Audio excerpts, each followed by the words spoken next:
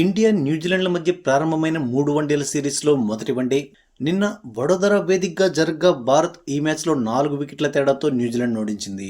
ఓ దశలో చాలా ఈజీగా గెలిచేలా కనిపించిన భారత్ను న్యూజిలాండ్ బౌలర్స్ అద్భుతంగా బౌలింగ్ చేయడంతో మ్యాచ్ చాలా ఇంట్రెస్టింగ్గా మారింది. కేఎల్ రాహుల్ అద్భుతమైన ఫినిషింగ్తో టీమిండియా గట్టెక్కింది.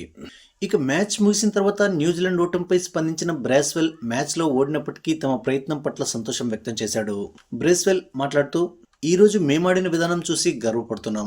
ఎందుకంటే ప్రస్తుతం ప్రపంచంలోని నెంబర్ 1 జట్టు అయినటువంటి భారత్ను ఆఖరి ఓవర్ వరకు తీసుకెళ్లి ఒత్తిడిలోకి నెట్టాం. ఇది ఎప్పుడూ సంతోషాన్నిచ్చే విషయమే. అదే సమయంలో మేం సరి చేసుకోవాల్సిన విషయాలు కూడా కొన్ని ఉన్నాయి. బ్యాటింగ్లో మరో 20 నుంచి 30 పరుగులు అదనంగా చేస్తుంటే ఫలితం మరోలా ఉండేది. ఇక గాయం నుంచి కోలుకొని రీఎంట్రీ ఇచ్చిన జామిసన్ అద్భుతంగా బౌలింగ్ చేశాడు. అతని బౌలింగ్ మాకు చాలా పెద్ద ప్లస్ పాయింట్. నిజానికి అతను 15 ఓవర్లు వేసుంటే బాగుండేదనిపించింది.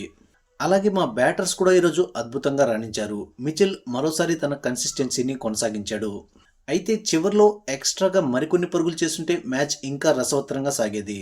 ఇక మ్యాచ్లో పైచేయి సాధించడానికి కొన్ని ప్రణాళికలను రూపొందించాం. కానీ ఈరోజు కొన్ని అమలు చేసిన కీలకమైన అవకాశాలను చేజార్చుకున్నాం.